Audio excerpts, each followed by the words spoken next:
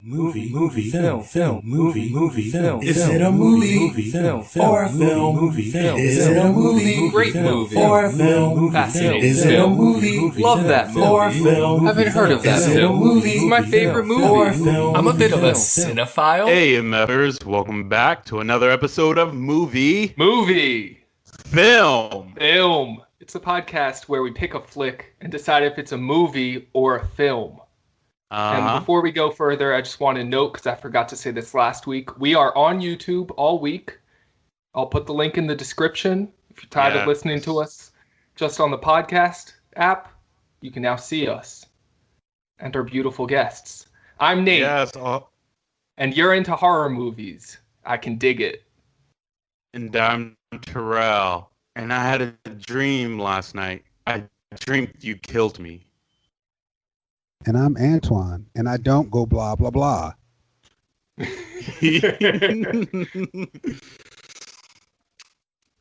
Well, I feel like mine's is probably easy for Nate to guess.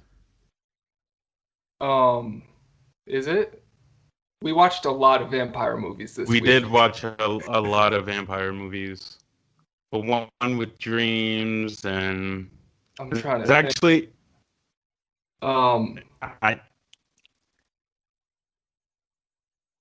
Was it Ganja Hess?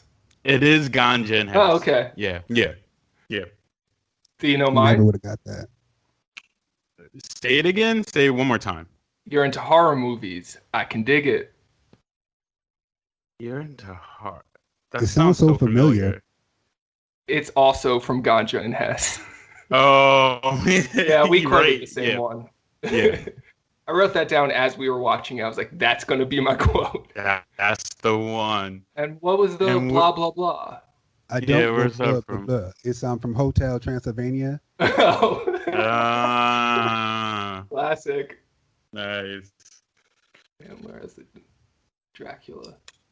Well, Right. So as Nate stated earlier, we're here with the guests and we're on YouTube all week because it's October, aka Guestober, all month. And every episode we're gonna have a guest. And today we have my dear friend Antoine. Hey guys, glad to be here. happy to have you. Yes.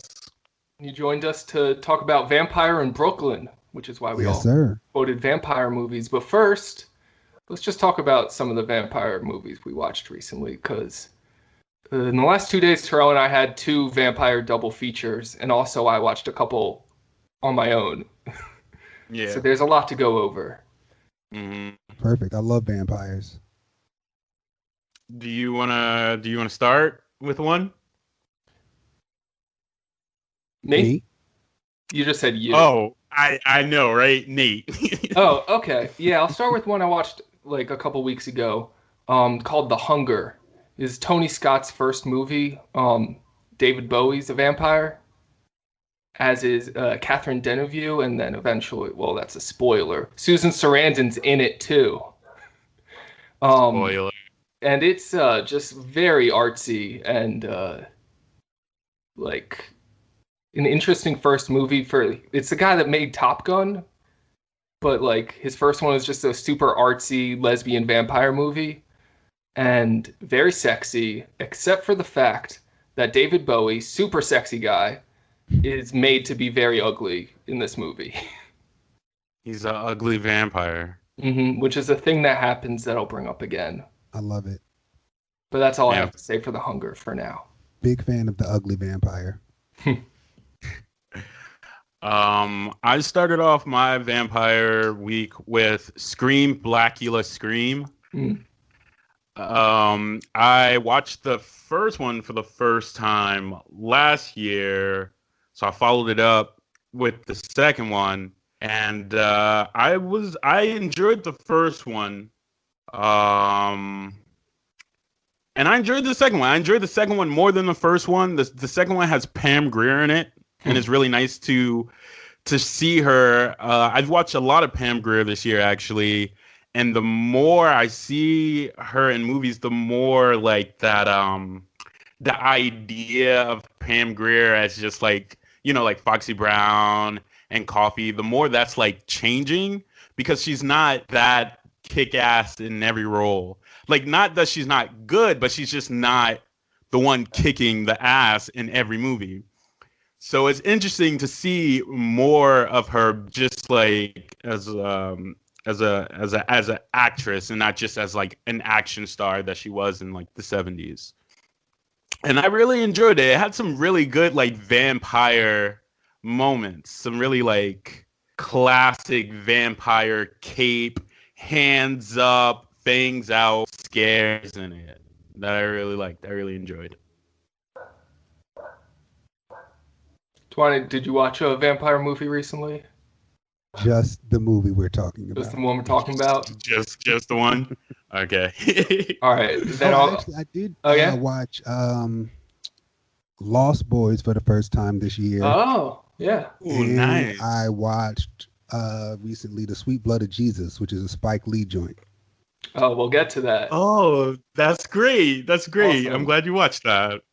How'd you like Lost Boys? It was great.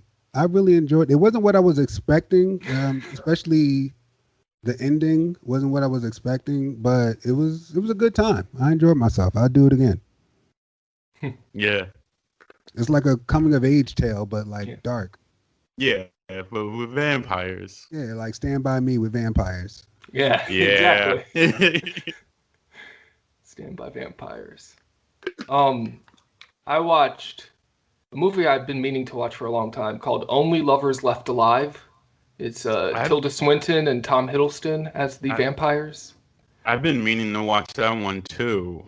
Yeah, so it's from Jim Jarmusch, who wrote and directed it. I've seen a couple of his movies. His thing, to me, it seems he makes like just very intentionally boring movies, but like in a way that they're still enjoyable. So I planned the viewing of this one strategically, and I watched it in like 20-minute chunks every night before going to sleep. Interesting. And I recommend it. I have no regrets. Doing it in 20 minutes? Because there was nothing about it that was like, I just got to keep watching to see what happens next, because it's just mood. But it's interesting. It's his whole angle with vampires is that since they've been around for so long on this earth, they've seen all this great art being made. So they're kind of all just hipsters. Like they just are mourning the death of culture, and all modern art is just terrible. Yeah. Nice. And yeah. So also Tom Hiddleston is just like, not sure I've seen it before, a suicidal vampire.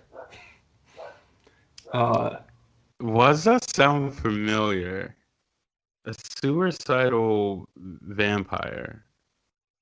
I can't think of it. I guess because eternal life is a curse, so it Yeah. makes sense that some people would want out.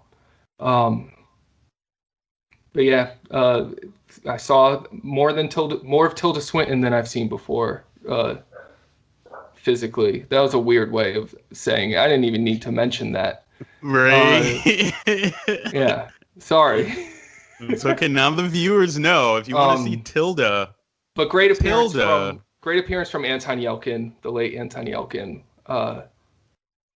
who's, I guess he's Tom Hiddleston's familiar. It's a good one. Okay. But boring. Everything else I watched this week, I watched it with you, Nate. Mm-hmm. We can talk about Ganja and Hess. Twan can also talk about Sweet Blood of Jesus. Yeah, Ganja and Hess is the original. And then it was remade by Spike Lee into The Sweet Blood of Jesus. Oh. Yeah. I think we brought it up on the podcast a couple months ago when I was going through a bunch of Spike Lee joints, and I watched Ganja and Hess before The Sweet Blood of Jesus, and I'm glad I did that because I was not a fan of Spike Lee's version at all. Yeah, Twan, how did you like Sweet Blood of Jesus? I didn't. Yeah. Okay. That's all the right. correct answer. So we're all on the same page. No, it's bad. But it's just Spike has a way of making promises in his films that he doesn't always deliver on. And so like you're waiting for something and there's all this foreshadowing, like you see banana peels and a wet floor sign. So you're waiting for this person to fall and then they get into a cab or something. It's like, what was the point of focusing on all these things if none of it mattered? Yeah. Yeah, it was just a lot of like Ganja. The original material is already like a lot. There's already like a lot of like experimental long shots in it, and Spike Lee took that, and then he was just like, but more of that, which is bizarre because I feel like Ganja Hess is great, but I could see parts of that story being taken and made into of a more traditional horror movie. Yeah. Like Jordan Peele's The Sweet Blood of Jesus sounds in my mind excellent. Yeah. Yeah. I also just like the title. I think it's an amazing title. Yes, an amazing title. But that's as far as it went with Sweet Blood of Jesus. Ganja and Hess, on the other hand, I would recommend you watching it. It's really good. It's just like it's the meat and potatoes of the story, really. And I think that experimentalness that was lacking in the remake, they nailed it back in the 70s. I think there was something about the 70s that lends to it more, that helped it out, because it just worked so much more. Like the ideas in it were just like so much more clearer. Also, just visually, I mean, Spike Lee shot his digitally, and that's very clear in the just bright images. Ganja and Hess has that film grain, and it's just kind of otherworldly. Yeah, the film grain is just like, film is so beautiful. It really is. Like shooting on film is like really beautiful. Like some movies that don't work digital would work so much better on film. Ganja and Hess is also it also, like, because I don't remember everything about Sweet Blood of Jesus, but I remember how it made me feel. And Ganja and Hess just made me feel really uncomfortable with the idea of someone having to like drink blood, like have like really just the curse of being a vampire without like the glory, without the sexiness, without the supernatural aspect of it. It's just like, I just gotta drink blood, and it's survival. It's just really gross. Yeah, it's just survival. It's just really gross when you think about it. I watched I forget what it's called. An Interview with a Vampire, or Interview with the Vampire. I don't know. It's the Brad Pitt, Tom Cruise I was hoping someone movie. would talk about that. Have you seen it? I haven't, but I have all these ideas about it. So I was expecting it to be just shit. I already in my head, before I pressed play, I had a pre-planned Letterboxd review. I was just gonna write sucks because it's a vampire movie, but no, I had to be like, this is much better than I thought it would be. Just, I mean, obviously it's ridiculous, but Tom Cruise is he's perfectly cast as that like deranged vampire, and then Brad Pitt as like the new guy, and then Kirsten Dunst as like preteen Kirsten Dunst gets bitten, and then it's just such an interesting character of being stuck in a little girl's body but having eternal life, and just her relationship with essentially her gay vampire dads, Brad Pitt and Tom Cruise, though they don't say it. There's some embracing, but there's no kissing or any other signs of intimacy, but I would say it's sexy. Yeah. I should rank all my vampire movies on a scale of sexiness. So is there an actual interview in the movie, or is it like To Kill a Mockingbird? The framing device is in modern day San Francisco. Of course, he ends up in San Francisco. Of course. Christian Slater is a reporter that discovers Brad Pitt, and Brad Pitt decides to tell him his whole story. I do I mean, it's just kind of dumb, but it's cool. It works. Yeah, that was like one of the first vampire movies I saw as a kid. I haven't seen it in like such a long time. Oh, But I and remember Antonio watching it, and Banderas. I have to mention him if I'm talking about the sexiness. Sorry. Of course. Right, of course. Because, like, he comes in, like, in the last third of the movie, and then it's, like, just seals it. Sorry, you saw it years ago? Yeah, I saw it years ago, so I remember liking it. But that's about it. Like, I can't, like, recall anything. But I agree with everything you said about it. One of my most vivid memories of going to the movies as a kid is leaving the theater. That's the theater in Jersey City that's no longer there. And seeing the poster for Interview with a Vampire. Like, that's one of the things I remember. Like, so that imagery of that movie poster will always be in my head. All right. You should get to it one day. You should really. I will. I'll do it this weekend. It's a long one. I think it's a long one, right? It's like, yeah. How long? It's like 2 hours or more. It's like maybe. 2 hours. Yeah, it's a long one. It spans decades. It's one of those. Yeah. Yeah, there's a Maybe lot. I should wait till I'm back. As far as decade-spanning Brad Pitt movies, it might be my favorite. So there's this weird thing where, like, he starts out as the owner of a plantation. Of course he does. So that's a thing. But also, he's, like, made out to be, like, the good guy. He's the good one with the soul. Yeah, I never understood that narrative in vampire movies. How, like, they try to make them so relevant in each time period that even during slavery, like, they owned the plantation. Like, no vampires were in the North. Like, none were abolitionists. Like, nah. Like, they just got with the times. Yeah, there's no social justice vampires. Exactly. I'm starting to think these vampires are bad people. Exactly. And a little bit racist. Just a little bit. Vampires versus the Bronx, though. Vampire versus. It's a new Netflix movie. I do love these last night.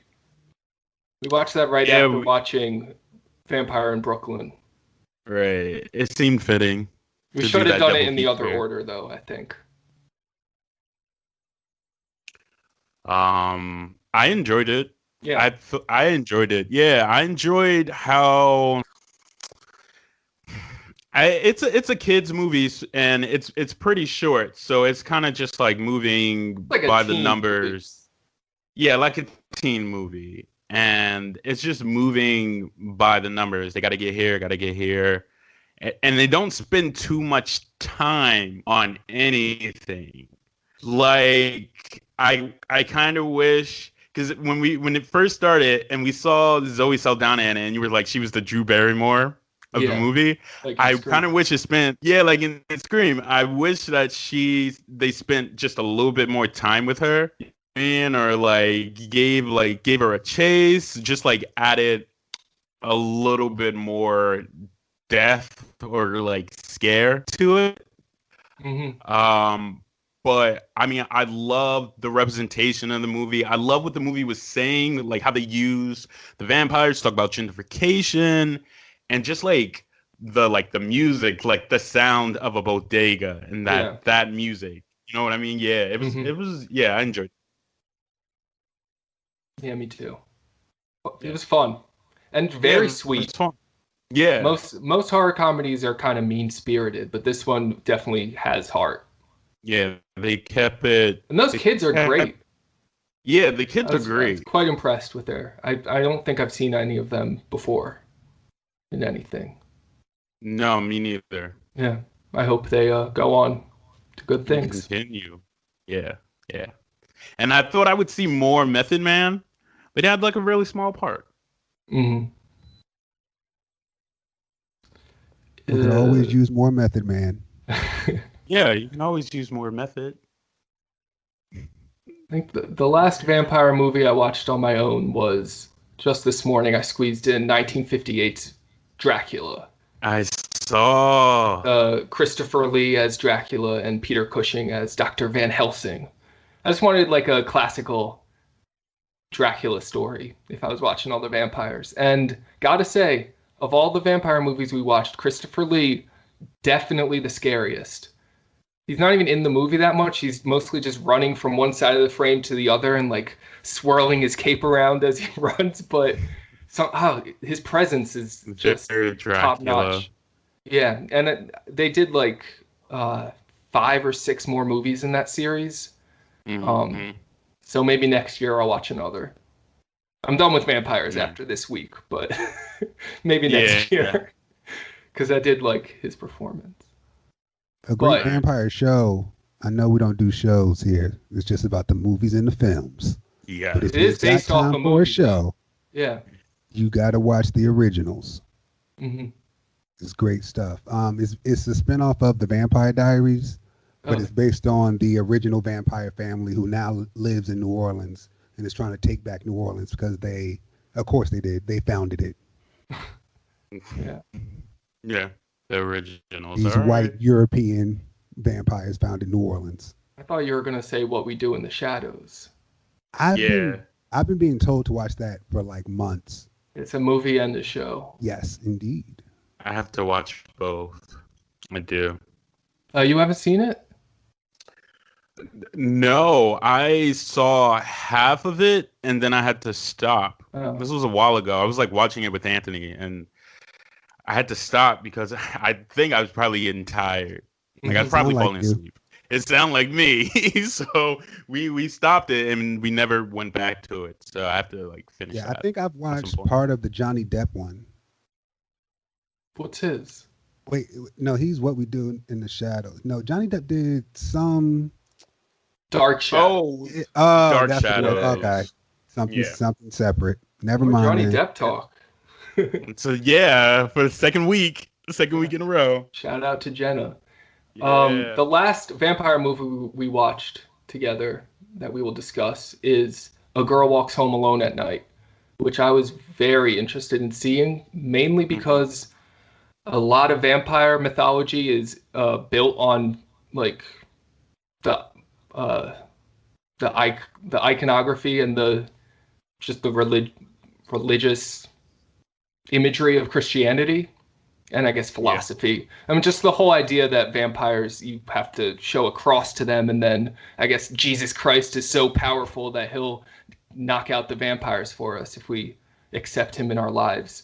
So that's something that over the years has stopped me from getting really into vampires. But A Girl Walks Home Alone at Night is an Iranian film, and there's no religion in it. Yeah, it's absent. No crosses to save you. Yeah, no. And it's black and white. It's black and white, and it kind of subverts the vampire genre, or at least what you would expect from a vampire flick. It's a lot slower, a little more quieter. And really, at the heart of it, it's kind of like a romantic coming of age movie with a vampire in it. Kinda, yeah. I see that. It's not that romantic. It's subtle. Yeah, there is a romance. It's subtle, this though, one's in the towards the bottom of my sexiness scale. Loved the music. Oh yeah, I love the music, and especially in like the coked out Tiger Guys place. Oh yeah. Yeah, cool design. And just really cool ideas in that, and all the shots of like the oil drills like going into the ground. Just makes you think about how maybe we're the vampires. Yeah, I saw that. Meaning Westerners. Just like interesting. Yeah. I like that they put those shots in the picture. Yeah. Okay. I think my favorite shot. I'm just gonna say this before we move on. My favorite shot is when she gets the skateboard, and she kind of looks like a bat. Yeah, you get that imagery from her being on a skateboard. It's pretty cool. Just really cool shadows in that movie. Yeah. Before we move on to Vampire in Brooklyn, it's not a vampire movie, and I don't need to spend a lot of time on it, but I do need to mention another movie I watched this week that came out on Netflix called Dick Johnson is Dead. You might recall 10 months ago when we were doing our best of the decade list, I included a documentary called Camera Person on my top 10. This is from the same filmmaker, and there haven't been that many movies this decade, but it's already my favorite movie of this decade. It's not a doc? No, it is a documentary. It deals with the impending death of her father, and what she did is they reenact his death a bunch of times is the premise, but it goes a lot deeper than that. And it's just really interesting watching that in a week filled with vampire movies that's about eternal life, and this one really is taking a different approach to our mortality, which isn't something that's discussed much in our lives, just that we're all going to die. Definitely. I feel the same way. Definitely. We just try not to think about it instead of acknowledging that that's part of life. And a good documentary, if you guys ever do a documentary month, a good one is Howard, which is on Disney Plus. And he was one of the major songwriters. And I won't get too much into it because I want you guys to be surprised and watch it. Okay. Cool. Howard. Okay. That's cool. I still have your Disney Plus, so. Oh yeah, thanks for enabling me to see The Mandalorian. I appreciate that. No problem. That's what I'm here for. Baby Yoda's so cute. Yes. All right, now let's play the trailer for Vampire in Brooklyn.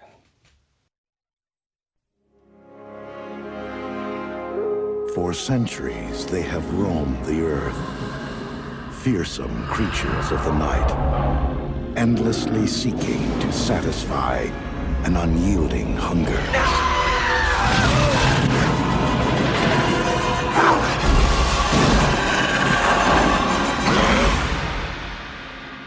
Now, the world's last vampire is about to encounter something infinitely more terrifying than himself.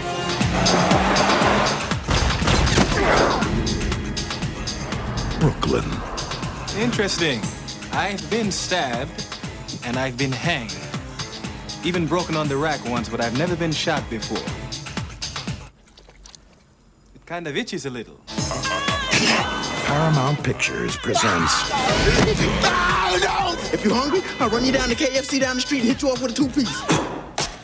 I already had Italian. Eddie Murphy. Do I look like I would bite you? Angela Bassett. You bet not. Not after the day I've had. Eddie Murphy. Everything! Come on! Move it! Yeah, right. There's a lot of love in this room. Look at this. And Eddie Murphy. Bottom line, brothers and sisters, what I'm trying to tell you tonight is that evil is good. Let me hear y'all say it. Evil is good. That's right. If he fails here... Quickest way to a woman's heart is through the church. It's actually through the rib cage, but that's a bit messy. Being undead... You got the dropsies. ...won't be worth living. I'm a cop. If you try anything funny, I'll shoot you. Women. Vampire in Brooklyn. I would love to have you for dinner.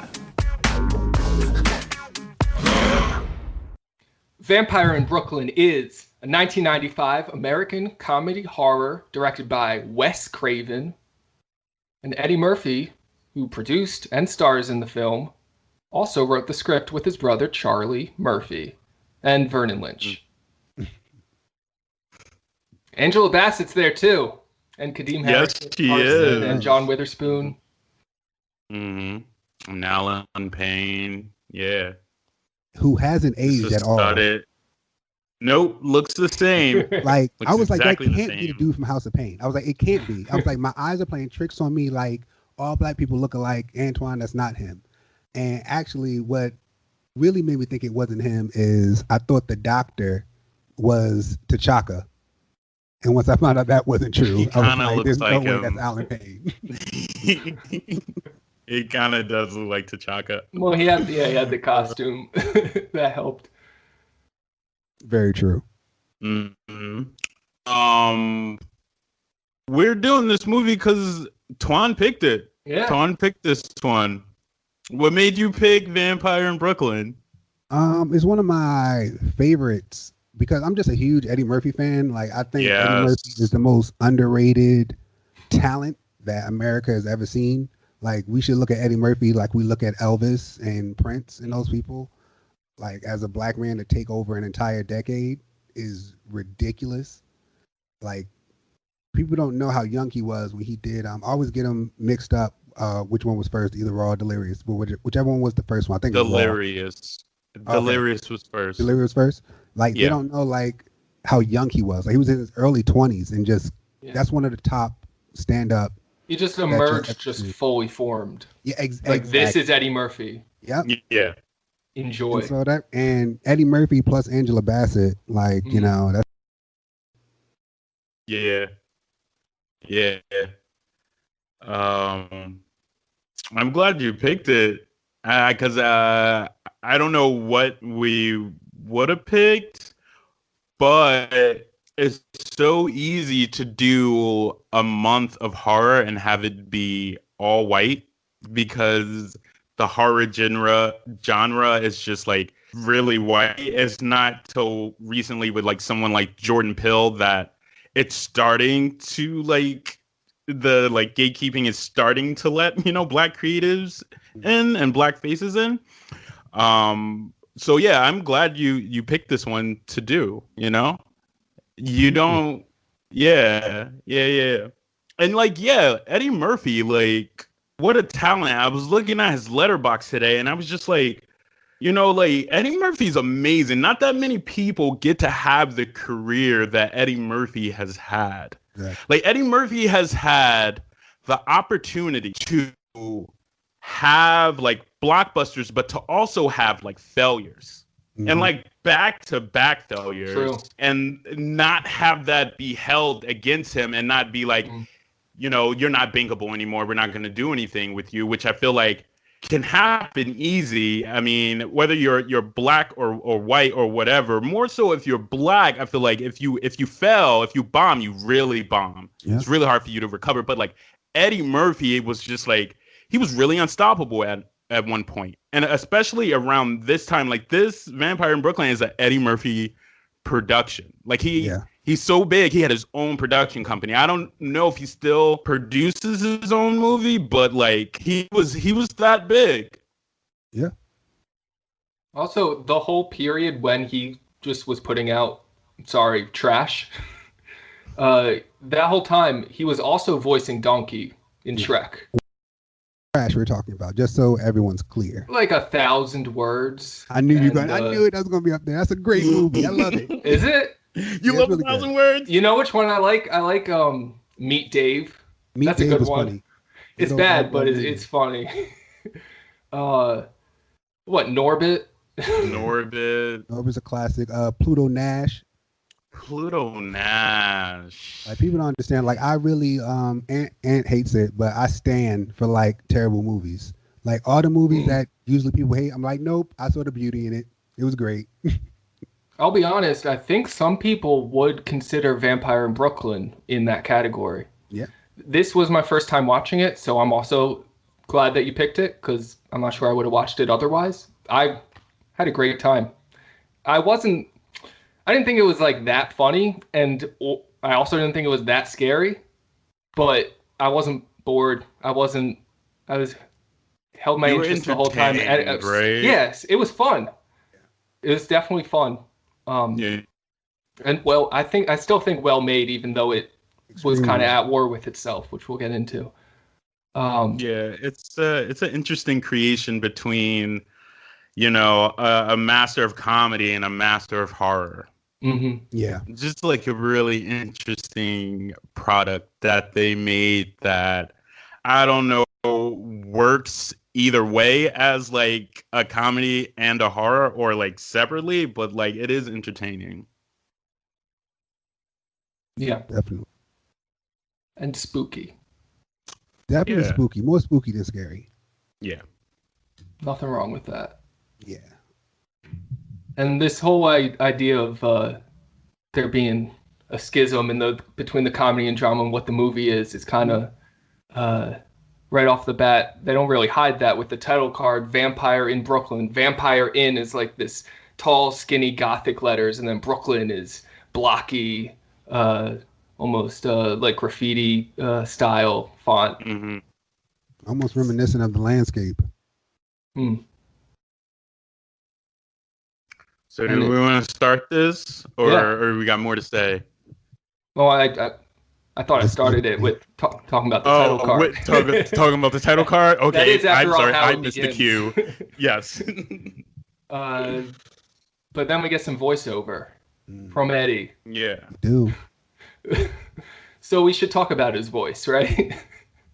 I think it's a nice, generic Caribbean accent. Yeah. It is generic, yes. And he doesn't lean into the I could picture like a comedic Eddie Murphy Caribbean accent, but this isn't it. Yeah, exactly. Like, it's not him doing like the clumps. Like, he's not a Jamaican clump kind of thing where everything has to be so exaggerated.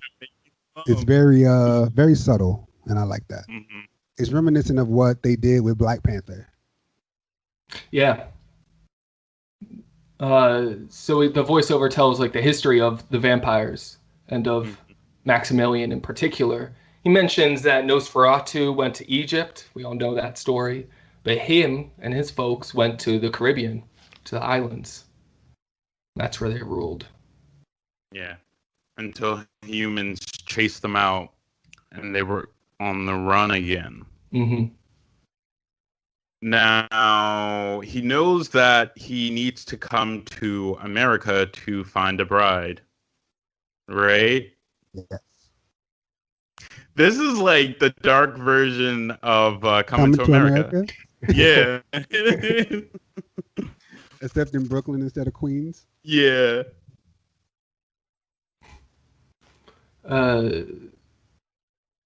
Yeah, so the first images we have is of the ship coming into the harbor on the Hudson, I think, Brooklyn Harbor. Got just all this fog and smoke on the... Wes Craven is just so good at just the horror just feel. Yeah, they're like creating the aesthetic of like horror, of a horror night. Yeah. That's why I said before we watched that and Vampires vs. the Bronx in the wrong order, because it really... After watching a Wes Craven directed horror comedy and then going to a first-time director that didn't really lean into the spooky parts of his story, kind of suffered because of that. Yeah, I can see. So right away, there's the juxtaposition with comedy and horror where the ship is about to crash into the harbor and we get like these really horror strings kind of panicking, but then it's cut with... Silas and Julius, who are supposed to be on watch, just watching TV and drinking. And making bets. And the music stops. What are they watching? Cuts to them. Family Feud. Family Feud, yeah. And this is, of course, is Kadeem and the late and great John Witherspoon. Rest in peace, Spoon. Mm-hmm. And yeah, they're not paying attention at all. And like, I'm pretty sure this big ass ship is like making some noise, but they're like they're so into like their chit chat that they're not paying attention to it. It couldn't possibly be behind them until it actually crashes right into where they are. Mm-hmm. And the ship crashes, very clearly a ship. Yeah. But I think Silas says, "Is that an earthquake?" Oh, Julius. Oh, Julius says it. Yeah, and Silas is like, right there. We in Brooklyn, ain't no goddamn earthquake. Yeah. So, Julius, like, he runs off, right? Like, he's out. Yeah. He's sticking around. Girl. Yeah. But Silas, he takes a peek. Takes a gander around with his flashlight, gets to go around the old spooky shit with just his flashlight, very horror. Yeah, and eventually he is annoyed the whole time. And he eventually finds like some dead bodies. Dead bodies start popping up everywhere. It's full of corpses. Yeah. And he makes his way out of the ship, frazzled, and he sees this giant dog. And it sure as hell wasn't Lassie. And it wasn't Lassie. Oh, it's a wolf. No, and it's like a giant wolf dog. That's what he calls it, a wolf dog. And he sees this dog make its escape, and then we see some really good shadow work here, where he sees the dog shadows transform into a man. Mm-hmm. That's our introduction to Maximilian, but it cuts before we see the man, just the shadow. Yeah. Next scene is daytime. Julius is tossed out of his girl's house. Tossed out by his woman for snoring while making love. Yes. And the bad luck continues because he has a run-in with the Italian mob. Mm-hmm. And there's a chase down an alley, except he's on foot and the mob's got a car. Yeah, he took the worst route. Yeah. Just classic movie foot chase, lead yourself into a dead end. Yeah. And the two goons come out. We learned, no, he's Tony. I'm Anthony. Yeah.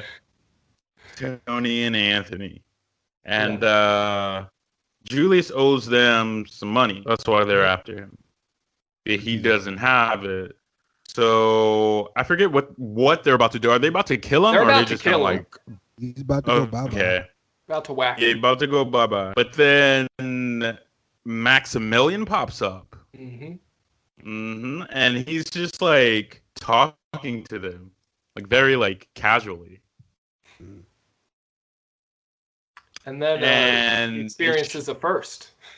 Yeah, his first time getting shot. I love that little speech he gives. Like I've been stabbed, I've been whipped, I've had garlic thrown on me, but I've never been shot before. Interesting. I just love the shot of him standing back up, like the iconic vampire rising, stiff body. Yeah. With the smoke still coming off his chest. Yeah. Just psyched to be shot. And he heals, his clothing heals as well. Yeah. Yeah. And there's so many like vampire like puns or just like punchlines. So when he goes to kill him, he's like, nice shot. Mortal Kombat. But yeah, he says, nice shot, but next time you shoot, put a little heart in it. And he rips his heart out. It's very Mortal Kombat. It's very Mortal Kombat. Even like the way Wes Craven shoots it is like, it looks like the finishing move. Yeah. And so Anthony is dead. And then Tony tries to run away. Tony's dead. No, that's so Tony. He's tries Anthony. To run away. Right. Anthony tries to run away. And Maximilian jumps on him and just literally like rips him apart. You see like his arm go flying and everything. Mm-hmm. Julius is not going to stick around, so he's out. He runs into a building, which just like he picks the worst spots to run. The abandoned warehouse. The abandoned warehouse where no one will find him or hear him scream. Yeah, that's where he runs to. Yeah, and Max isn't even like chasing him that hard. He just knows he's gonna get him. So he's just taking his time. He draws his fangs and he just makes a joke about, I already had Italian. Oh, yeah. Oh, that was perfect. When he pulls a huge hunk of Anthony out of his mouth. Yeah. Oh, yeah. He tried to offer him KFC. He's like, nah, I already had Italian. So, yeah, he likes Julius because he thinks he's, like, morally corrupt. That's what he likes about him, that he lies and he steals and he cheats and all that stuff.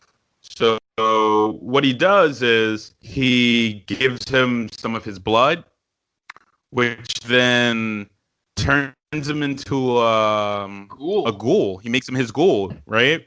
Very happy we got a movie with a ghoul in it for our October. And like a real ghoul too. Yeah, too many goblins, not enough ghouls. Exactly. Mm-hmm.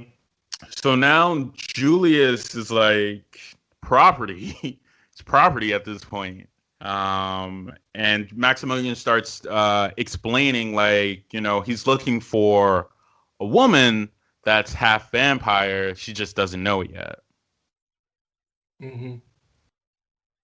Julius He's from his native Caribbean island, and he needs to dance with her in order to live beyond the next full moon. Yeah. So there's our stakes. Yeah, we never found out why the full moon is so important. Like this specific full moon. It's just it needed a deadline, and so why not full moon? Because like he said, the only problem was like being a lone vampire, you're more at risk to get killed. So it's not like he was about to evaporate at the next full moon. Yeah. Actually, looking for love was more of a risk for him than being alone. Yeah. Probably would have lived 100 more years. Exactly. Without a woman. Spoiler. So it turns out. Oh. Mm-hmm. I was gonna say, it turns out the daughter of the vampire is in fact New York City police detective Rita Vader, aka Queen Angela Bassett. Yes. With a dark past because she was off duty for the last 3 months because her mother died in an asylum. Yeah. Yeah, so her superior doesn't really trust her mental stability. But her partner, Detective Justice, has her back. Yeah. Her mother was an amazing academic who did a lot of her studying in the Caribbean. So we see that as well. Mm-hmm. And the cops are investigating the ship. The murders, all those bodies. Mm-hmm. And Silas is like trying to give his witness testimony about the wolf turning into a man. And he's I love the way he sells it, but no one's paying attention to him. Yeah, he's just like him. Yeah, he's just trying to like they're not understanding how big this dog is. And he was like, no, it was a big ass wolf dog. And you ever seen, I forget the example he saw, and the cop goes, yeah. And he was like, yeah, to the 25th power. Yeah. Like that big. So while they're expecting the ship, this is funny because it happens another time. Max is there looking on, and there's this dog there that's barking at him. Mm-hmm. And so he just looks at the dog and says, jump. And the dog goes flying. Leaving the trail of smoke, which is a great touch. Yes, all the way down into the water. Yeah, that moment was when I was like, I like this movie. I just love them when they kill dogs in movies. I'm sorry. I'm not going to apologize. About dogs. It's just like, yeah, we'll go there. Yeah. We'll kill dogs. I love seeing like vampire control over animals. Like that's such like a strange power that vampires sometimes have in some movies, like this connection to animals. Yeah. Mm-hmm. So Rita is in the ship by herself, and she falls through the floor, and she happens upon a coffin, a very fancy-looking coffin in the style of like a royal Egyptian. You know what I mean? Like a case. And she goes to look inside of it, and she sees herself, but Yeah. dead. Ooh, spooky. Spooky. Yeah, it's her as a vampire, and she bites herself, and she like freaks out and falls over. Mm-hmm. Then Justice comes in. Actually, she Oh no, she has the moment does with Justice? Max, right? Yeah, she has a moment with pops Max. up, Mhm. and he says, "It's you," and then he zaps away. Yeah, he zaps away, and she can't find him. She's looking for him, like running through the ship, but then she ends up just running into not Max, Justice, her partner, gun first. A cop named Justice. A cop Can't write this named stuff. Justice. Yeah. Charlie Murphy can. Yeah, the credits said Charles Murphy, and I was just like, but we call him Charlie. So they find a clue at their crime scene, and the clue is Jules's ear. Yeah, it's an ear. It's a full human ear. Mm-hmm. And then, in the next scene, we see him like holding his head, like my goddamn ear fell off. Yeah, we forgot to mention he's turned into a ghoul, but he's a decaying ghoul. Yeah. So throughout the movie, he's going to be losing limbs. Yeah. Which is really one of the only running jokes in the movie. Yeah. Julius gets all the like big comedy moments, except when Eddie does the other characters.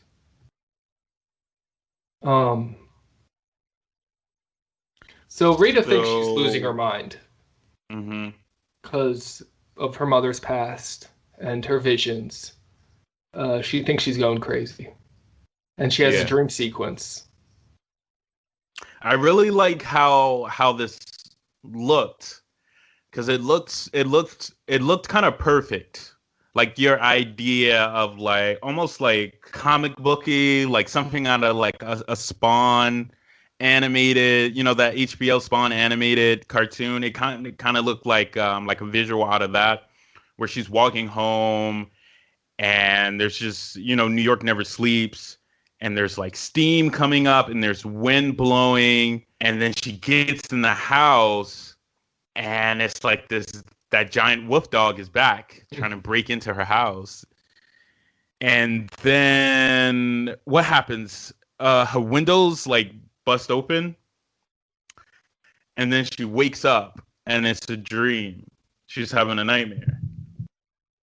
Yeah, I love the way it's filmed. Like the first part where you start to realize, oh, this isn't like a beautiful dream, it's a nightmare, is when she's outside her door putting her keys in. The camera's like so close and all slanty, and it's like, ah! Yeah. And then, she wakes up and she's just violently tossing in bed. Yeah. Like tossed herself out the bed. I've never seen anyone tossing in bed like that in a movie before. That's Angela Bassett going 100. So you're having a nightmare, Angela Bassett. So, just do your thing. So we get to see Julius experiencing, as Maximilian calls it, minor side effects, which is his hand falling off. Oh, yeah. As he's wiping the car, his hand just falls off. His next body part, yeah. And he's going to be chauffeuring Maximilian around. Yes. Yeah. And he's got a lot to say. Too much. And we also learned that John Witherspoon also owns the building where Julius lives. That he doesn't live at the docks. He's also a landlord. Yeah, it's a quick scene, but pretty much he extorts them for money. And they give him the money, and he's just like, all right, y'all can do whatever you want. God bless. Have a good night. I don't care. Like, he got his gold. Yep. He's good. So Julius is going on and on about Max's story, about how he needs to find this woman. But Max does this thing where he like puts a spell on him temporarily and says, I want you to shut the fuck up and drive. Yeah, he almost like every New Yorker's dream. He lights his neck up on fire. Yeah. I've definitely been in Lyfts and Ubers where I wish I could do something like that. Yeah. Every time Max is talking about, I'm looking for a woman Julius just like, man, I'll get you some hoes, I get you some bitches, I get you like Exactly. that's his go-to. Like I can just get you, we can just go around the corner, we can go to the club. And Max is like, shut up. I know who I'm after, like chill. So kind of interesting that they're searching for her, but she's searching for them. Yeah. It's an interesting dynamic. So the next day at work, Justice and Rita, they get their next lead, which is Dr. Zico. So they're gonna like go on to that lead pretty much. That's just like the next plot point. Yeah, but to visit the doctor, you would think it's gonna be an office, but no, it's like a music venue. Yeah, it's a club. Yeah. And so he comes right out with it. Yeah. He comes right out with it. Just dumps all the exposition. Yeah. This is the second week in a row we get to talk about the Bermuda Triangle. Oh no, that was in the first Addams Family movie. Anyway, but yeah, there's the Bermuda Triangle is involved here because that's where the ship was. Went through. Yeah, so there's always weird shit happening there. Yeah, so they have this book that they couldn't understand the language, so they gave it to the doctor to transcribe. He's telling them what he found is that the people, the crew on the ship were being haunted by like this evil. And he comes out and says that this evil is like is a vampire, the undead. And of course they don't believe him. Well, Rita kind of has because she's supernaturally inclined, but Julius is like on the defense of like, hell nah, like we live in reality. There's no such thing as vampire. Justice. Did I say Julius? Mm-hmm. Yeah, it's the J thing. Yeah. I'm gonna fix it. Yeah. So Maximilian follows her there. And he's going to make his first move. His first of many, many moves. Yes. But his first one is to save her from a snake. Yeah. That he was definitely controlling. Yes, I feel like he definitely let that snake out just to like create that moment. Mm-hmm. And she's freaked out by the snake. It's a great horror meet cute. Yeah. So he kisses her hand, but it's the slow motion kiss where it's like these two are meant to be to This is it. And it's also she's taken like, by him at first too. He can feel her heart, like her blood pulsing. So you also get that sound effect of the heart, and you see his fangs pop out. But he's like, no, I can't do it. So yeah, he just kisses her hand. And he's laying really like sweet game on her. Like he's just like seducing her. And it's working really well until he tells Rita the whole story about how he was looking for her and they need to dance. Yeah. Like I saved you by dancing. Yeah, he tells this they're great about story. to start to dance.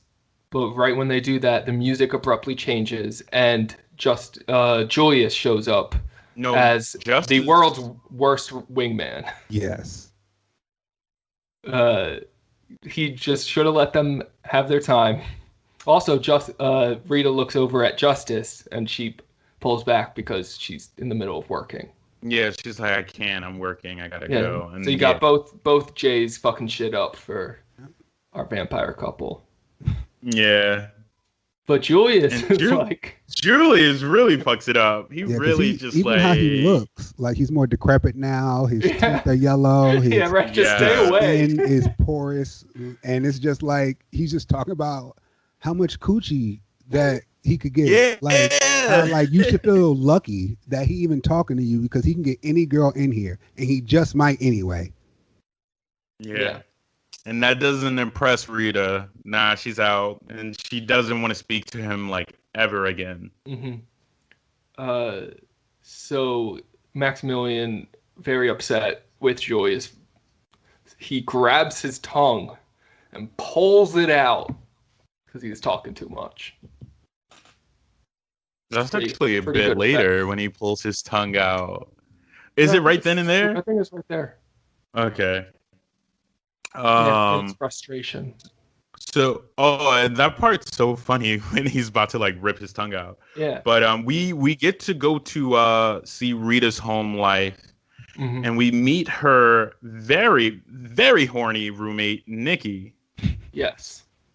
Very horny. Horny for justice. I just had to. So, aren't we all? Aren't we all horny for justice? Aren't we all? Like it's kind of like, damn, like your roommate brought a man home. You know that she's not seeing men because you make the comment like you finally bring a man home and you're gonna fight with him, and then you try and like swoop in and steal him. Yeah. Though it was interesting. That was important to show that beyond just being partners on the force, there's some romance between Justice and Rita. Yeah. Because Justice turns down Nikki's advances. Yeah. Turns her down, tells her to take a cold shower. Yeah. And so she's rejected by Justice, and she turns around, and Maximilian is standing there. Wait, right before Justice leaves, he sees one of Rita's paintings. So Rita has these visions, these nightmares, and she paints what she sees. And it's a pretty horrifying painting. Yeah. Justice takes a look. Pretty important too, yeah. Yeah. So he's off, and right when he leaves, Maximilian's there, waiting. And she turns her gaze onto him, and it's just like, hey, you wanna like go upstairs? Well, vampires need to be invited in, so true. Yeah. That's how he enters. Yeah. It's Nikki's invite.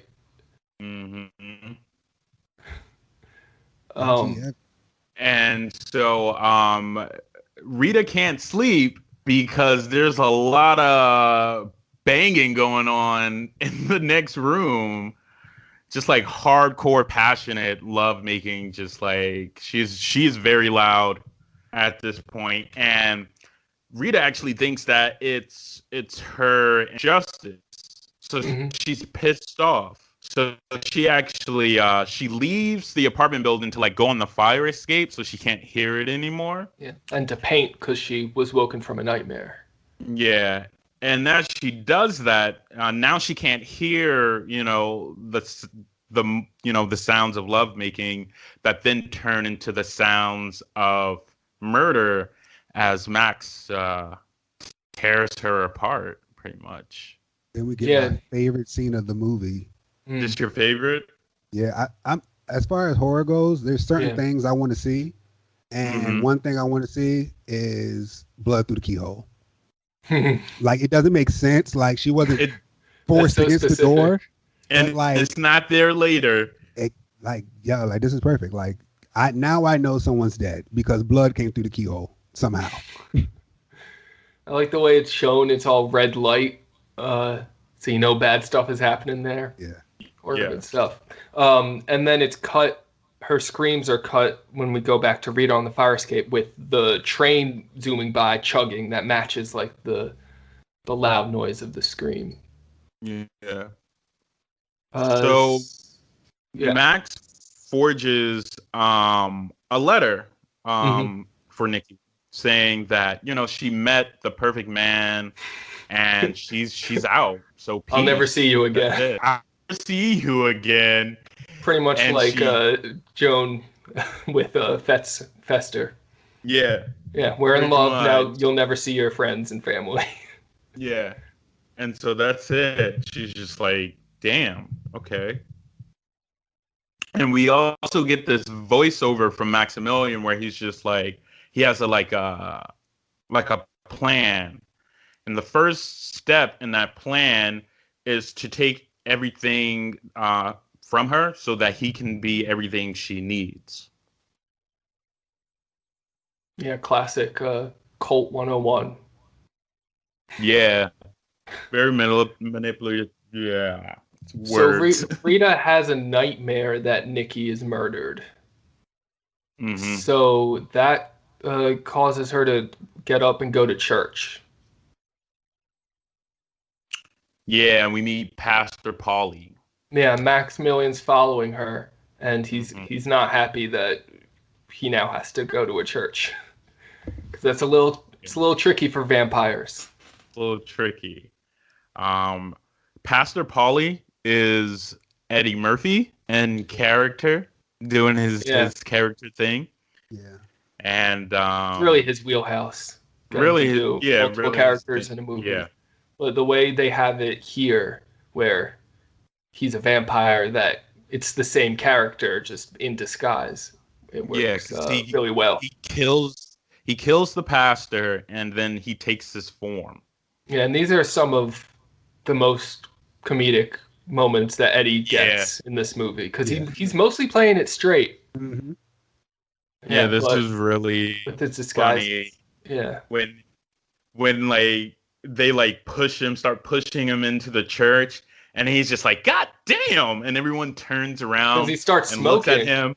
He starts smoking, like his whole so body. he's just like, "All right, we're gonna take this outside. Service is outside. Let's go." Yeah, so they have an outdoor mass, and he gives this sermon all about the necessary evil. And he gets the whole congregation to repeat, "Evil is good." Evil is good. Evil is good. Evil is good. Ass is good. And if you get some evil ass. Yeah. Yes. You put it together and you get yourself some evil ass. So while this sermon about necessary evil is going on, Justice pops up on Rita. And Max is trying to split them apart. So he's doing just like a little like crowd participation thing where the first one, he's just like, this deacon, he lied to his wife and he went out and got a $2 hoe. And he started giving this speech about what you can do with a $2 hoe. And then he starts instigating pretty much echoing what Rita concerns are, just to back her up and amp her up. Yeah. Yeah. And then I forget how they got the lead to invest about the mob. Mm-hmm. But yeah, I don't remember. But the next thing is Justice and Rita are investigating the Italian mob. Yeah, they hash it out over Nikki, and yeah, I forget the connection, but somehow they make it to the mob somehow. Oh, it was they identified the bodies of Anthony right, and Tony. because Anthony and Tony were killed. Yeah. Mm-hmm. That's why. So they didn't make the connection that it's the same case. It's just their next assignment. Yeah. So Maximilian and Julius follow them, and now Max needs a new identity. And right before they get there, a mob reject was thrown out of the mob. What's his name? Guido, right? That's his name. And I did not realize that Guido was Eddie Murphy until Maximilian takes his identity. That's funny. And even then, I had to squint. So yeah, this movie has Eddie Murphy in whiteface, and he's amazing. The voice he does, because there's the Dave Chappelle white guy voice that I feel like I hear a lot. But this is he does the Italian New York accent and just really sells it. Yeah. It's not exaggerated at all. Hand movements and everything. the character's crazy, but like his speech is it's a fleshed out character that he's performing as. It's just Eddie's great. It is. He is. So he holds up. I feel like he did a bit of this bit in like his stand up as well. He probably did an Italian character on SNL as well. Mm. So he takes this guy's identity and he's got some guns. So he holds up the restaurant that the mob is meeting in, and we get another act of violence against a pet because he shoots a cat. He shoots the cat square. Yep. Point blank as it's like jumping at him. It's so it catches you off guard. Yep. And it just makes you laugh. Yeah. Like you get both a dog death and a cat death. Yeah, dog like, people they're and really cat like people going like they're gonna be. And like before that, when he walks in and like tells everyone to throw down their weapon. First off, he has the smallest gun among anyone in the entire restaurant. Yet everyone just drops their gun to the ground, including some people who had swords. Yes. So much love in here tonight. So for some reason he thinks that this is how he's gonna win over Rita. So Rita's there and he's like trying to be like this with me, right? Let's take down the mob together. But Rita just books him. Takes him to the station. Yeah, she's able to take him down pretty easily. But then he gets to fuck with Justice a little bit because he's sitting at Rita's desk as she's booking him, and he sees Justice and he says, "Hey, I recognize you. Aren't you that guy that beast fucked Nikki the other night? I heard it. You beast fucked her, right?" Yeah. But before that, Maximilian got some really good information at the restaurant. He now knows Rita's favorite food and what kind of wine she likes. Yes. Right. So Rita slaps Justice after Guido recognizes him for, once again, beast fucking Nikki. And it gets her suspended for 2 days. Yeah. And as he's like gonna get booked, like taken to the other room, there's this lady that comes in that's like she's just babbling pretty much, and he looks at her and he says, "They kill a cop," and so she tries. He says, "Kill a cop." Kill a cop. So she tries to kill a cop, which creates the perfect diversion for him to like transform back into Maximilian. And then he goes like, "Yeah, I saw him go like down there." He like the Bugs Bunny thing, where he switches costumes quickly and be like, "Oh, went that way." So on her way out, Rita is almost hit by a cab, a New York cab. Only in New York. Only in New York. But Maximilian swoops in and he saves her in the nick of time. Yeah, after trying every trick in the book, all the classic pickup artist moves like pretend to be her pastor and hold up a place that she's working at. But no, the classic save her from getting hit by a cab. That's the one that gets her to agree to dinner. And he says the great line, "I would love to have you for dinner." Yeah. It's wonderful vampire euphemisms. I think she has like a real subtle reaction to that. Like she catches it, which is great. She's just like, "Oh." I guess it has 3 meanings, right? To have her as his guest, to bite her, to have her physically, and also sexually. Yeah. So that's a triple entendre right there. Yeah. Jay-Z will be proud. So my next note is just all caps. Rita's outfit. My goodness. We got to talk about it. Phenomenal. Yeah, it's the red jacket. The hair, the makeup, the structure. The black leather shoulder pads Yes. It's like a very vampire-y collar, but it's down. It's like one of those big ass collars that a vampire would have up, but it's down. It's like very, it's a subtle little like, because she's half vampire, but she doesn't know it. Kind of does look like a vampire, but she doesn't know it yet. Yeah.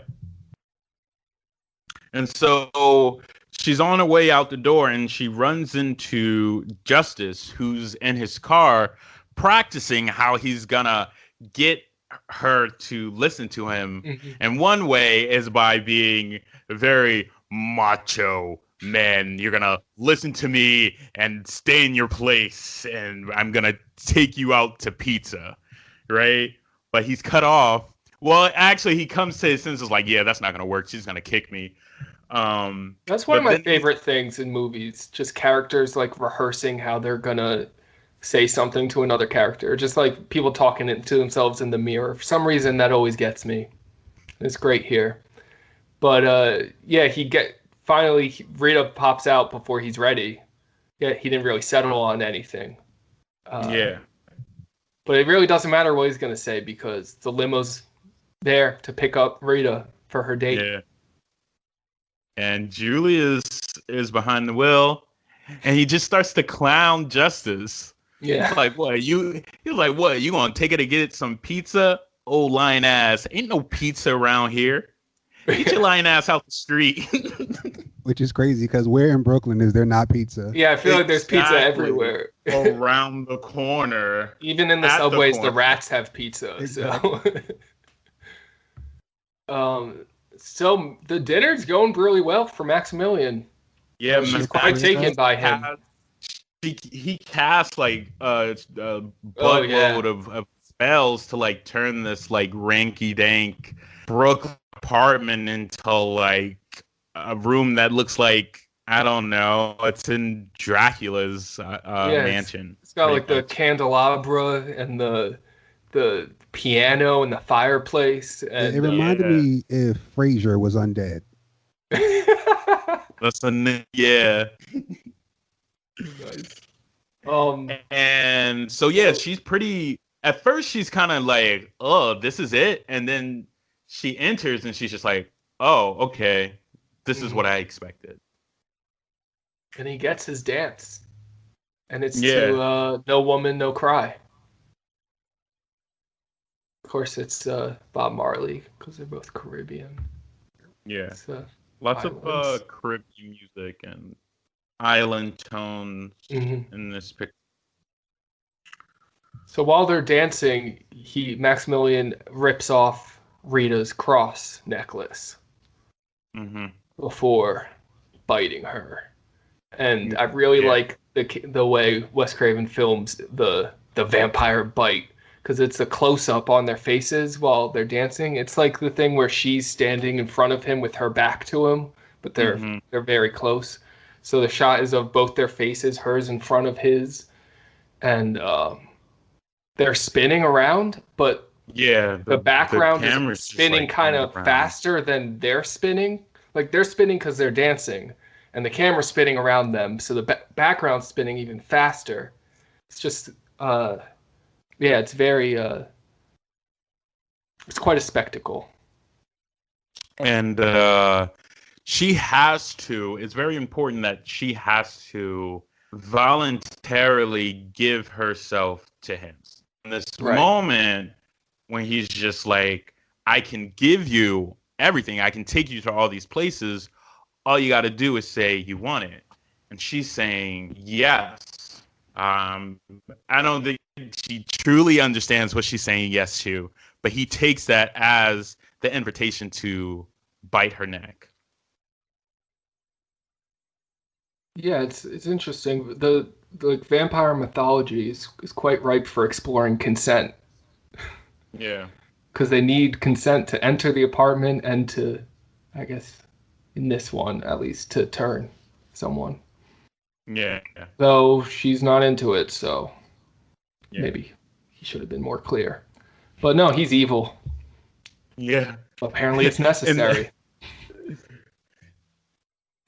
So the next day, Justice shows up to Rita's place.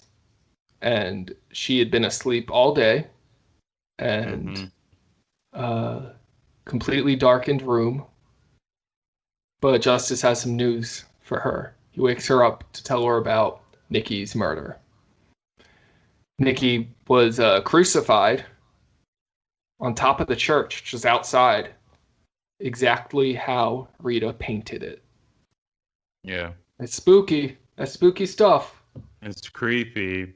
And so Rita's just like, oh man, I'm not crazy. I'm not crazy. And Justice is just like, you're not crazy. Everything you said is coming true. And so she starts to cry over Nikki, and then that turns into kissing. She starts to kiss his neck. And he's just, she starts to bite him a little bit, almost. She starts to feel that heat. And he is kind of into it. And he's just like, are you sure you want this? Do you know what you're doing? But then she just like rips his shirt off. And he's just like, well, goddamn. Let's go. Yeah, it's escalating. But then it's escalating. She peeks at the mirror. And her reflection disappears.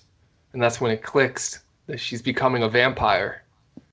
Yeah. So she does not go through with fighting Justice. Yeah. She freaks out and she leaves.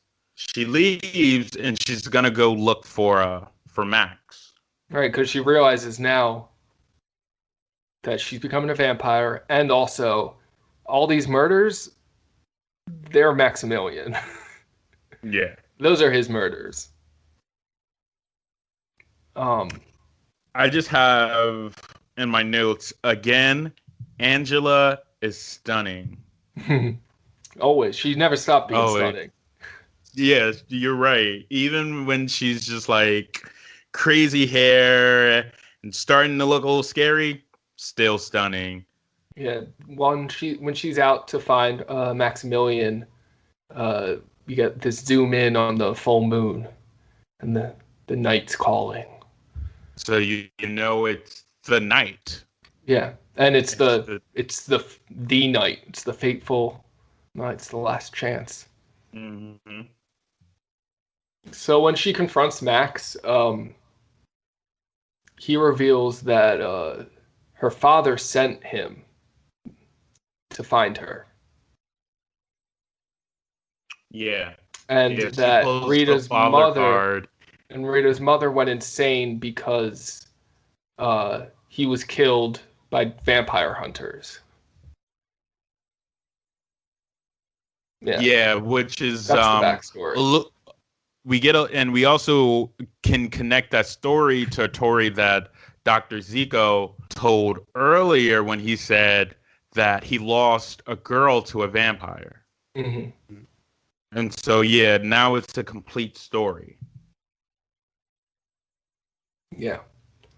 But Max was trying to convince her, it's good, you're a vampire. You'll be happier. Being human sucks. Yeah.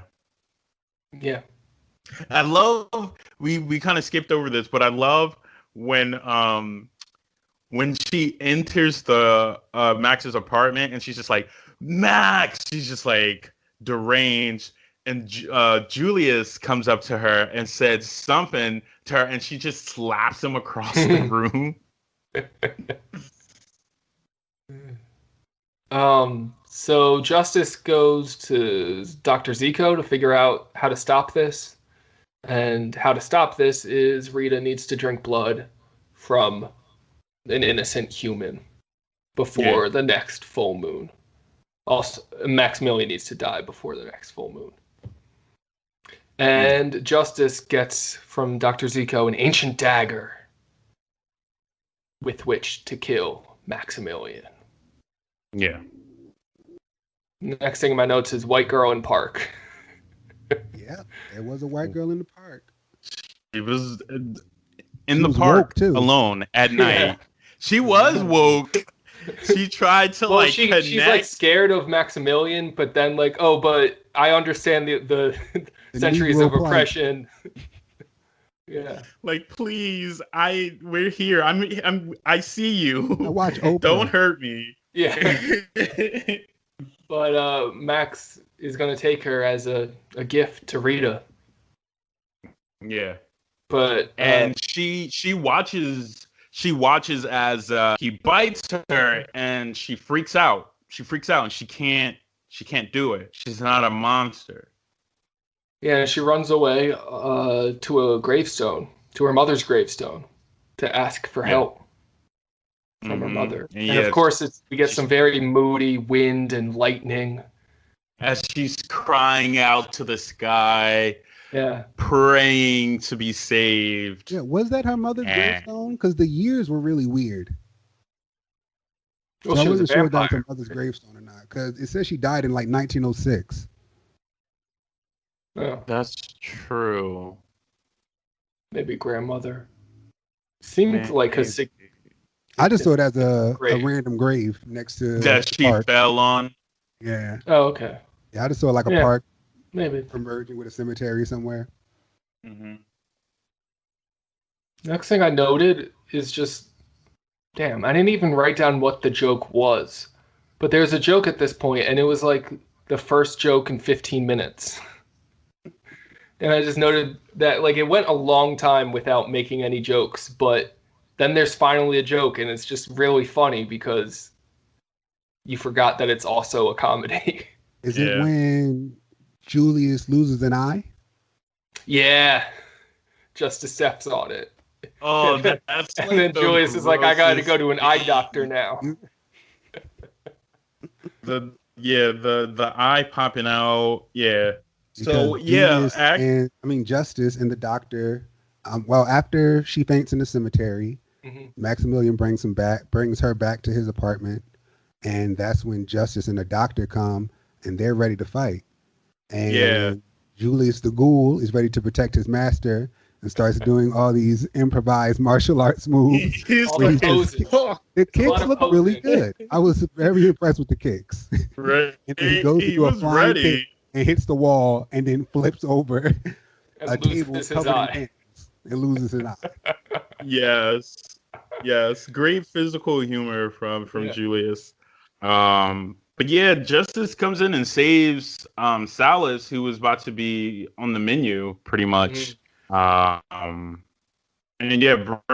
breaks everything up. So Dr.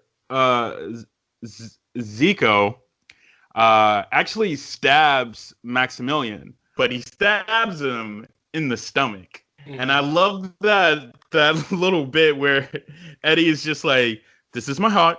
This is my stomach. This is my heart. This is my stomach. This is my heart. This is my stomach. And he's like disappointed in him. He's like, you should know. He's disappointed. Yeah, you should know. And Justice and Maximilian fight, and Justice ends up losing the dagger on the floor. Yeah. Maximilian's trying to get Rita to kill Justice because that could. This is what I don't understand. Max wants Rita to kill someone and drink their blood, complete the transformation, but apparently Justice needs Rita to drink the blood of an innocent human to stop the transformation. Right? So I don't understand that. But it's okay. Stop her. Stop her from turning back into human? No, to Dr. Zico said that the way Justice can save Rita is have her drink the blood of an innocent human. Oh. And kill Maximilian. Maybe just. I don't know. I guess killing Maximilian's the big goal anyway. Yeah. It's the big goal. And it's also that she shouldn't drink, because if she does drink, then she'll become a monster and she'll stay that way. Oh, so maybe I just wrote it wrong in my notes. Oh, okay. Yeah, she shouldn't drink the blood of an innocent human. Got it. She shouldn't. So I'm the one with the flaws, of course, not the movie. My bad. So at this point, Eddie Murphy's vampire makeup becomes like just on a whole other level. More and I think there's a couple different masks like throughout the phase of him turning into this just horrifying vampire creature. Yeah, because every time it cuts back to him, there's like more wrinkles he's more of a monster, more structure to his face, strong and it looks forehead. really good. It's so creepy. His nose becomes like flat, like a bat. Yeah. And so, now he's a monster. Now he's a full-fledged monster. That mask I'm going to say, I think that's the scariest thing in the movie, is just that mask. That mask. Just the vampire Eddie like that. Yeah. And his eyes. I love the contacts. Oh, yeah. I meant to put that in my notes. I love the contacts. They were perfect. Like, I thought they were going to bother. When I first said I was going to watch it again, I was nervous that it wasn't going to hold up as far as like effects and everything. But that was not an issue I had at all with this film. No, the effects are amazing. And and we watched Vampires vs. the Bronx right after, which has all CGI effects, and they all just fall flat for me, even though I guess they look more true to life. Something about the practical effects is just creepier and more interesting and just more cinematic, even. Practical over everything. Mm-hmm. So Rita's got the contacts too, because she's turning. Yeah. But she also, her prosthetics are like, her face is also changing. She looks like, I can't remember. It's an iconic woman who used to come on TV. It was like Tales for the Crypt, and it was this white woman who was just like a vampire. Yes, that's the name. That's what she looks like to me. Elvira, Mistress of Evil. Yes. And I knew the last part was like something Myra, something like that. Yeah, we just watched her movie. That's all I kept thinking about when I saw like her forehead elongated and like, I was like, okay, I know what they're going for. Yeah. So Eddie, Maximilian's pretty psyched that the transformation's about to be complete, but Rita rejects it. And she's got the dagger. Her choice. And she drives it through his heart, and he disintegrates. It still looks a little low. Yeah. Yeah. And then the makeup of him disintegrating too is amazing. Yeah. And when she stabs him, he says, "See, I knew you were a killer." That's his last words. Famous last words to her. Yeah. I knew you were a killer. And then Justice pops up in time for the passionate kiss between him and Rita, which I don't really care about that romance. Yeah, it's whack. It's only cool to kiss if you saved her. Like, you got beat up, dog. Yeah, she saved herself. And I like that she saved herself. You know? Yeah, fuck Justice. So all that's left is Julius just completely decaying. Yeah.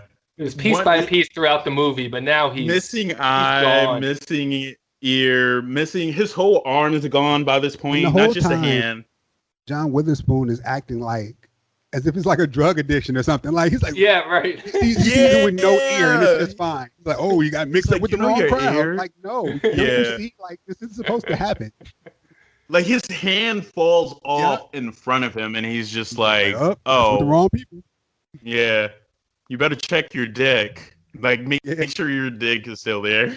Like, so Maximilian, now no longer in existence, left the limo. So now Silas is driving Julius around in it, and Julius finds Maximilian's ring, and he decides, Max is gone. It's his ring now. So he puts it on and transforms into a vampire in Brooklyn, who also has an accent. Also has an accent. Yeah. Like, and it's got for some reason now he's from the Caribbean. No longer a decaying ghoul, now completely undead. Yeah. And he looks in his pants. And it's even better than before. Yep. Hallelujah. Hallelujah. And the final And line. that's There's the final line. There's a new what's the vampire in Brooklyn, and his name is Julius Jones. Yeah. They drive off into the night. I look like that in 62. Always talking about 62. Always talking about 62. And that is Vampire in Brooklyn. Yes. I guess it bombed at the box office, so we didn't get the Julius Jones sequel. I want a prequel. Of the parents in the Caribbean fighting against like humans. Yeah. No, that'd be cool. Yeah. But yeah, it did bomb. It didn't do well. It didn't find its footing. Yeah. Yeah. Yeah, which is, and it's funny too because Eddie Murphy and Wes Craven, they bombed, but then they went on to do like some of their best work. You know, Eddie Murphy next picture was The Nutty Professor, which people went crazy for. Wow, yeah. And Wes Craven next feature was Scream. Wow. Which is just like, just like the biggest thing he like ever did. So yeah, they did this, it flopped, and then they just like had like just some of their biggest success afterwards. Apparently, Eddie Murphy blames the failure of Vampire in Brooklyn on his wig. I like it. He's funny. Yeah, I know. I like the look. I like the I did write in my notes that I hated his goatee though. Hmm. It got better throughout the movie, but when they first showed his face, like his goatee looked so much like Sharpie. I was like, this is ridiculous. There's no way Eddie Murphy, the most talented man in the world, can't grow an actual goatee. Right. Yeah. I can understand why this movie didn't do so well though. It has like a cult following. It has like a real niche audience, which I understand, but I think people either went to this to be scared or to laugh. And if you went to be scared and then you got the comedy and you didn't like the comedy, then it didn't work for you. And if you went to see the comedy and maybe it was a little too scary for you, then you were just like, nah, this doesn't work for me. Yeah, if you go into this movie looking for it to be any other Eddie Murphy work, you're probably disappointed. Yeah. Because I don't think there's anything Eddie Murphy did that's like this. No. I mean, regardless, separate from genre and playing a vampire, of course, like just his acting in this is just completely different from his other movies. Just when he does the disguises, that's like the only like recognizable trace of Eddie Murphy's comedic acting. Yeah. I'm relieved that I liked this. I really was nervous that I was not going to like this movie. I was like, what is Nate going to think about this after rewatching it? Because we didn't say anything, so I was just like, did he like it? Are we going to have another? I heard you laughing, but like, you never know with like some of the material, especially like some of the material in here. And I never know how like other people are gonna react, especially like if they're not familiar with it, and then they have to go talk about it. I'm just like, yeah, what did they think? So now I know. So nice. No, just the trifecta of Eddie Murphy, Angela Bassett, and Wes Craven. Even if the stuff all three of them were doing didn't necessarily gel together perfectly to make an amazing horror comedy masterpiece, they're all so good in this and doing their things very well that it's hard to not like that. Horror and comedy is such a weird tricky marriage. It's a real tricky one. Yeah, it's a weird one. It's a tight rope. And it's very hard to be both because one kind of takes away from the other. Yeah. Often in comedies, you'll have like a moment of comic relief in horror movies, there's that comic relief sometimes that's strategically used because comedy kind of eases the horror. But just to make it a comedy throughout and also horror, there's kind of no chance of anything being scary. Yeah. Yeah, they take it. They definitely like. It's like two negatives And coming at that together. point, why are you being? At that point, why are you doing a horror movie? You know. Yeah. Though there are a few that nail it. Yeah, there are a few. So is Vampire in Brooklyn a movie or a film? Hmm.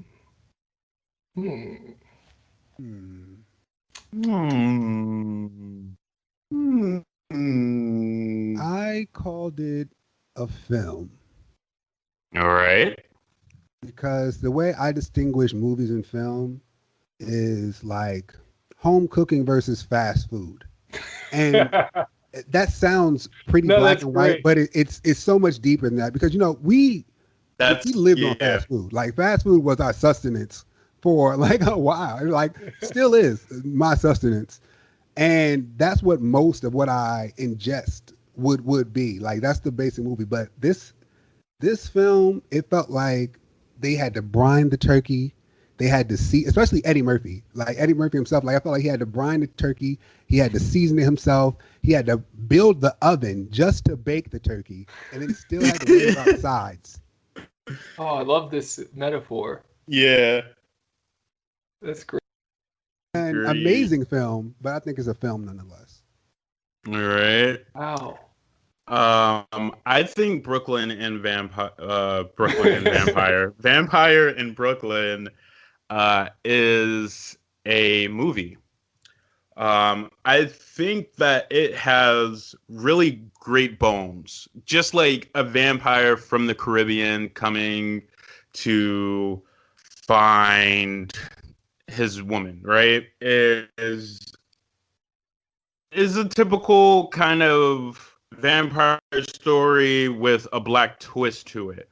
But I think it misses the mark and just like building that lore a little more. Like they talk about it, Eddie Murphy character, they talk about it in the beginning, and then Dr.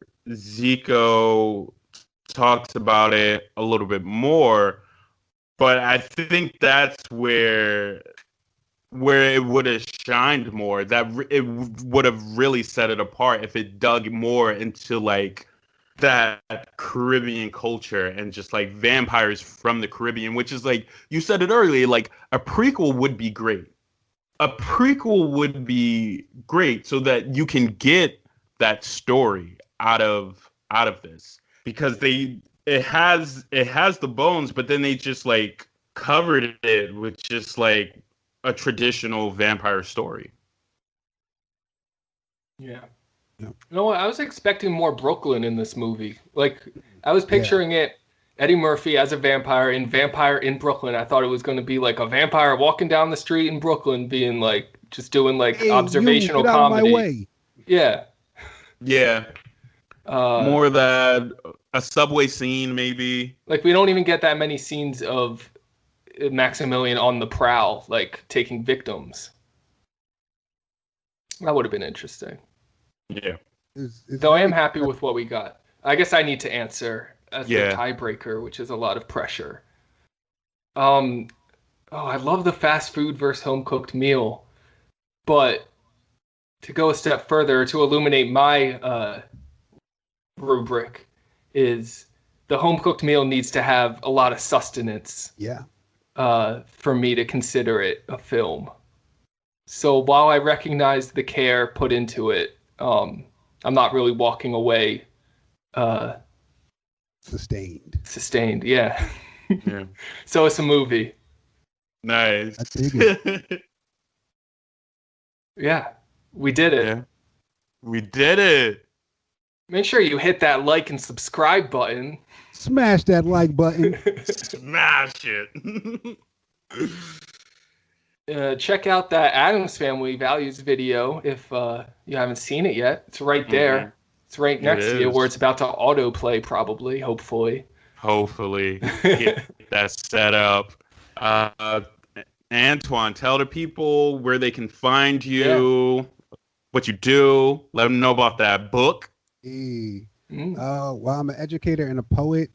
You can find me at twan.com on Instagram, TWONDOTCOM. and I'm also the author of the #1 new release for African American poetry when it dropped. It's called Twonnets. It is available on Amazon. Twonnets is spelled TWONNETS. It's like sonnets, but my name is Twan. Yes, Twan. Nice. Get yourself a copy. And you can follow us at MovieFilmPod on Twitter and Instagram and Facebook. And you can email us moviefilmpod@gmail.com. Tell us your thoughts about Vampire in Brooklyn, or what's your favorite vampire movie. Yeah. Remember when Jonathan Lipnicki was a vampire? Yeah. Yeah. Remember when I told you about it was him. It was Twan. Twan was the one that put Little Vampire. It was funny because he came in my room and he randomly started talking about little vampires, and I was just like, "Were you on the Instagram?" No, I wasn't. Yeah. I was talking to my brother about vampire movies, and he reminded me that we liked that one. He's so cute. That vampire energy. That was the first time I saw the quote unquote vegetarian vampire. The ones that eat animals instead of people. Yeah. Yeah. Vegetarian. We will be back next week with another guest and another movie or film yet to be determined. On Movie. Film. Woo! Hey, look at my shirt.